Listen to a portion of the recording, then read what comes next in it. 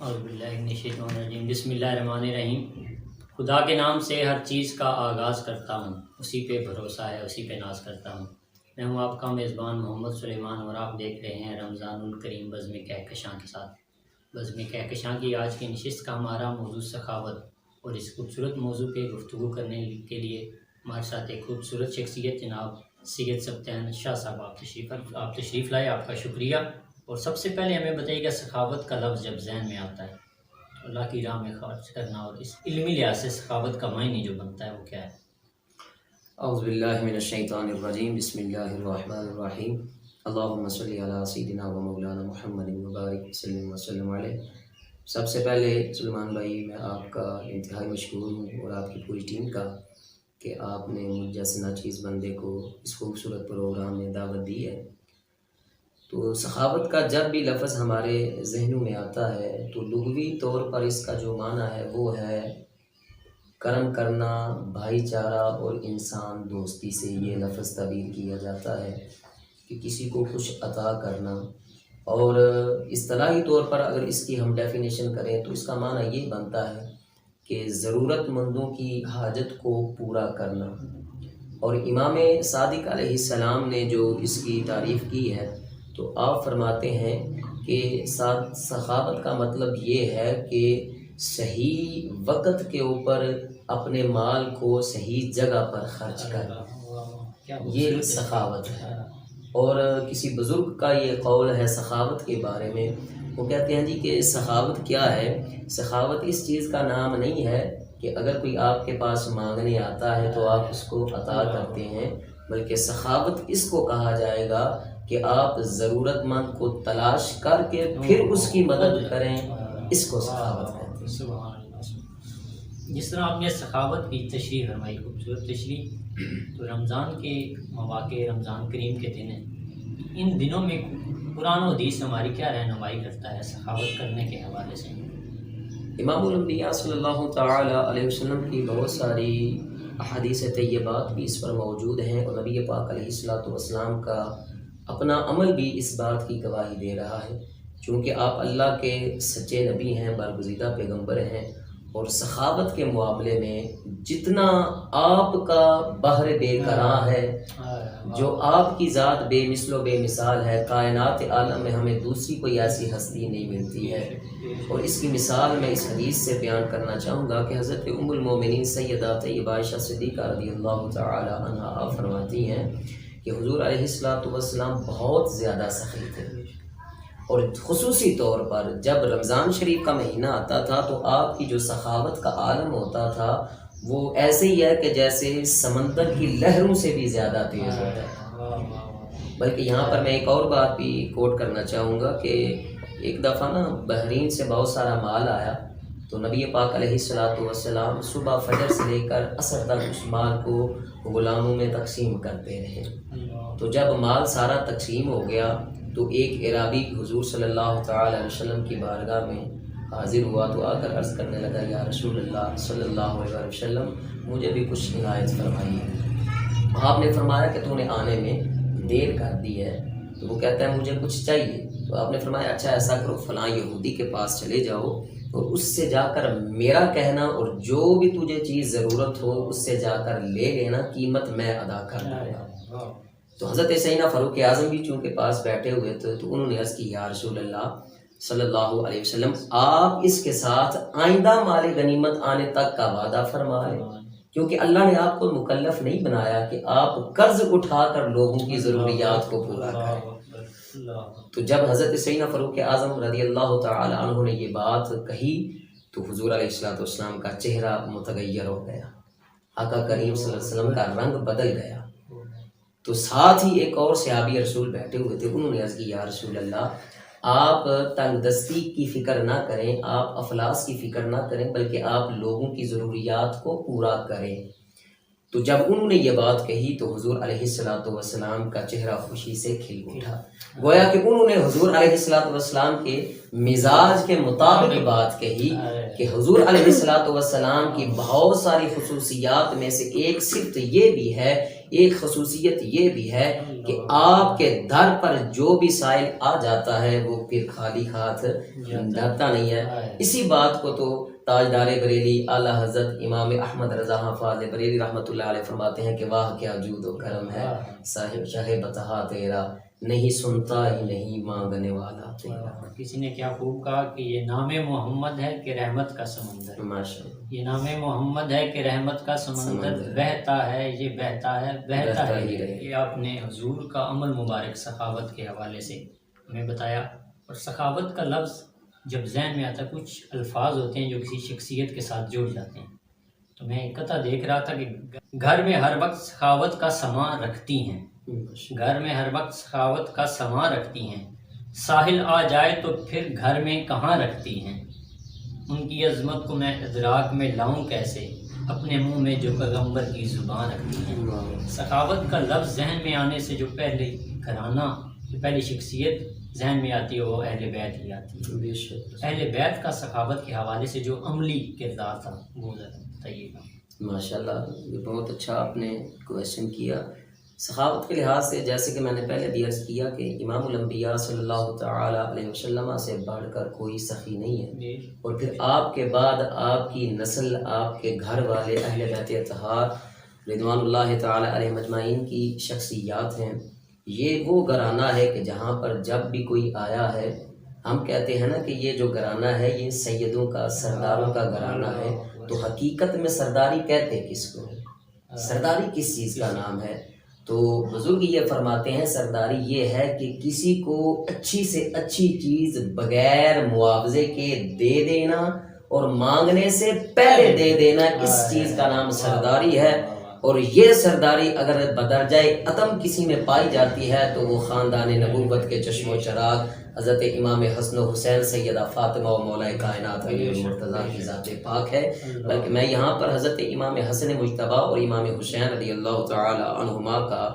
ایک واقعہ بھی نقل کر دیتا ہوں کہ امام حسن مجتبیٰ رضی اللہ تعالیٰ عنہ کی شخصیت وہ شخصیت ہے کہ ابو نعیم اصفہانی رحمۃ اللہ علیہ آپ نے اس بات کو لکھا ہے، فرماتے ہیں کہ حضرت عمیر بن اسحاق فرماتے ہیں کہ ایک بندے کے ساتھ میں نا حضرت امام حسن مجتبیٰ کی عیادت کے لیے چلا گیا، تو آپ کی موت کا وقت قریب تھا، تو اس وقت بھی درد کے عالم میں بھی جب ہم آپ کی عیادت کے لیے تشریف لے کر گئے تو آپ نے فرمایا کہ مانگو مجھ سے کیا مانگتے ہو، مانگو مجھ سے کیا مانگتے ہو۔ تو اس بندے نے عرض کی کہ اے امام حسن، جب تک اللہ تعالیٰ آپ کو صحت یاب نہیں فرما دیتا ہم آپ سے کچھ نہیں مانگیں گے۔ تو آپ اٹھے، کمرے میں تشریف لے گئے، دوبارہ واپس آئے، تو عمیر بن اسحاق فرماتے ہیں کہ جب دوبارہ واپس آئے تو آ کے آپ نے یہ فرمایا کہ مانگو مجھ سے کیا مانگتے ہو، پھر اس کے بعد شاید تمہیں مانگنے کا موقع نہ ملے۔ تو اس حالت میں بھی آپ کا یہ انداز تھا کہ آپ لوگوں کے ساتھ معاونت اور ان کی حاجات کو پورا کرنا یہ اپنا جو ہے نا وتیرہ سمجھتے تھے۔ اور بلکہ حضرت علامہ مومن شبرنجی رحمۃ اللہ علیہ فرماتے ہیں کہ امام حسن مجتبیٰ سے کسی نے پوچھا کہ فاقے کی حالت میں بھی آپ لوگوں کی ضروریات کو پورا کرتے ہیں، تو یہ کیا وجہ ہے؟ تو آپ نے بڑا خوبصورت جواب دیا، آپ نے فرمایا کہ میں اللہ کا محتاج ہوں اور اللہ سے محبت رکھنے والا ہوں، تو اگر کوئی بندہ میرے دروازے پہ آ جاتا ہے، سائل بن کے آتا ہے، تو مجھے حیا آتی ہے کہ میں خود محتاج ہوں اور میں اس حاجت مند کی حاجت روائی نہ کروں، مجھے یہ بات پسند نہیں ہے۔ تو اسی طرح امام حسین رضی اللہ تعالی عنہ کی بھی شخصیت ہے کہ آپ کے اندر بھی سخاوت کا جو مادہ تھا وہ کوٹ کوٹ کر بھرا ہوا تھا کہ آپ ایک دفعہ ایک سفر میں موجود تھے تو چند لوگوں کی جماعت میں سے آپ کا گزر ہوا، تو ان لوگوں نے دسترخوان بچھایا ہوا ہے، چند روٹی کے ٹکڑے رکھے ہوئے ہیں، تو انہوں نے میرے امام پاک کو کھانے کی دعوت پیش کی، تو آپ نے اپنے گھوڑے کا رخ فوراً ان کی طرف موڑ دیا اور کیا کہا کہ اللہ تعالیٰ تکبر کرنے والے کو پسند نہیں فرماتا۔ اتنی اعلیٰ شان کی شخصیت ہو، اتنی شان کی مالک ہو، لیکن عاجزی اور انکساری اتنی ہے کہ آپ نے فوراً دعوت کو قبول کیا اور پھر فرمایا کہ اب میں نے آپ کی دعوت قبول کی ہے، اب آپ میری دعوت کو قبول کرو گے۔ آپ نے اپنے ساتھ اس سفر میں شریک اپنی زوجہ مبارکہ کو یہ حکم جاری فرمایا کہ جو بھی ہمارے پاس سامان ہے، ساز و سامان ہم لے کر آئے ہیں، اس کو تیار کرو، کھانا بناؤ کہ ہم اپنے ان مہمانوں کی تواضع کریں گے۔ تو یہ وہ گھرانہ ہے کہ جہاں پر جناب والا سخاوت بھی بھیک مانگتی نظر آتی۔ تو کسی نے کیا خوب کہا تھا کہ کرم ان کی سخاوت ہے، عطا ان کی سخاوت ہے، نبی کے ہیں یہ گھر والے، وفا ان کی سخاوت ہے۔ اللہ جزاک اللہ، یہ آپ نے اہل بیت کا سخاوت کا ایک شاید حصہ بھی بیان نہیں آپ اتنے مختصر وقت میں ہم بیان کر سکتے۔ تو اس وقت امت مسلمہ کو اور خاص طور پر یہ جس طرح پچھلا سال کرونا کا گزرا اور ابھی بھی موجودہ حالات کافی مشکل حالات ہیں، تو اس میں رمضان میں ہمیں کیا عملی طور پر لوگوں کو سخاوت کے حوالے سے کیا عملی کردار ادا کرنا چاہیے؟ جی سلمان بھائی، جیسے کہ میں نے پہلے عرض کیا کہ سخاوت کا مطلب یہ ہے کہ ضرورت مندوں کو تلاش کر کے ان کی حاجت روائی کی جائے۔ تو چونکہ یہ جو ماہ رمضان المبارک کا مہینہ آتا ہے تو اس میں صدقہ فطر بھی اسی لیے ادا کیا جاتا ہے تاکہ جو ضرورت مند ہیں ان تک حق پہنچ جائے۔ تو ہمارا یہ حق بنتا ہے کہ ہم امام الانبیاء صلی اللہ تعالی علیہ وسلم کے غلام ہیں، تو حضور کی سنت پر عمل کرتے ہوئے سخاوت کے دروازے کو کھولیں اور اپنا جو مال ہے، جو ہمارے پاس وسائل ہیں، وہ ہم ان لوگوں تک پہنچائیں کہ جن کے پاس وسائل کی کمی ہے۔ یہی پاکان امت کا بھی طریقہ رہا ہے۔ اگر ہم حضرت سیدنا صدیق اکبر رضی اللہ تعالیٰ عنہ کی شخصیت کو دیکھتے ہیں تو آپ نے بھی سخاوت کے اندر صف اول کے مجاہدوں میں نام لکھوایا ہے۔ حضرت مولا عمر پاک کی ذات ہے، حضرت سیدنا عثمان غنی رضی اللہ تعالیٰ عنہ کی شخصیت وہ شخصیت ہے کہ جنہوں نے جناب والا غزوہ تبوک کے موقع پر سب کچھ نبی کے قدموں پہ قربان کر دیا، تو حضور علیہ الصلوۃ والسلام نے پھر خوش ہو کر دعا دی تھی، اے اللہ میرے عثمان سے راضی ہو جا، میں اس سے راضی ہو گیا ہوں۔ تو اللہ کی راہ میں خرچ کرنا، مخلوق خدا کی خدمت کرنا، یہ امام الانبیاء صلی اللہ تعالی علیہ وسلم کی بھی سنت ہے، صحابہ کرام کی بھی سنت ہے، پاکان امت اور صوفیاء کرام کا بھی یہی طریقہ رہا ہے۔ اور نبی پاک علیہ الصلوۃ والسلام کا یہ ارشاد مبارک اس بات کی واضح طور پر دلیل ہے۔ حضور نے فرمایا کہ جو سخی ہوتا ہے وہ اللہ کا دوست ہوتا ہے۔ تو اللہ کا دوست بننے میں ہمیں ذرا بھی دیر نہیں کرنی چاہیے۔ اور پھر یہ ماہ رمضان المبارک جو بابرکت مہینہ ہے، اس میں تو ویسے ہی بندے کو جو ہے نا وہ دگنی استطاعت سے بڑھ کر لوگوں کی جو ہے نا وہ خدمت کرنی چاہیے۔ ویسے بھی آج کل جو حالات چل رہے ہیں، لوگ تنگ دستی کا شکار ہیں، افلاس غربت جو ہے وہ چھائی ہوئی ہے، تو ہمیں یہ چاہیے کہ اگر اللہ نے ہمیں دیا ہے، قرآن کیا کہتا ہے، میں یقرض اللہ قرضا حسنا،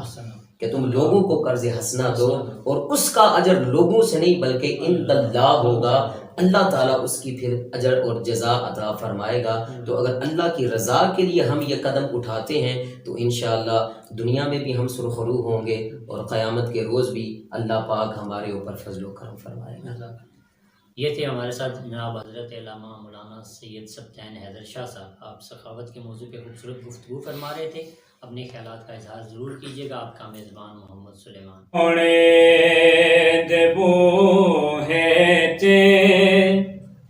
نگاہ ہو دیا بیکھی تو منگ حسنین دا صدقہ، عطا ہو دیا بیکھی تو جھک سونے دے بوہے تے، نگاہ ہو دیا بیکھی حیا کرے ایس دنیتی تے نبی دی آل دا ہر دم، حیا کرے ایس دنیتی تے نبی دی آل دا ہر دم، قبر وچ اپنیاں بندیا، قبر وچ اپنیاں بندیا، حیا ہو دیا بیکھی تو منگ حسنین دا صدقہ، अतावा होंदियां वेखी जेड़े ऐथे नहीं करदे अदब ज़हरा ते हैदर दा जेड़े ऐथे नहीं करदे अदब ज़हरा ते हैदर दा तू ऐथे ओथे ओ नानू तू ऐथे ओथे ओ नानू सजावा होंदियां वेखी आले नबी से प्यार नहीं तो मर जाओ तुम्हारा मरना ही बेहतर है ऐसे जीने से तू मंग हसनैन दा सदका तू मंग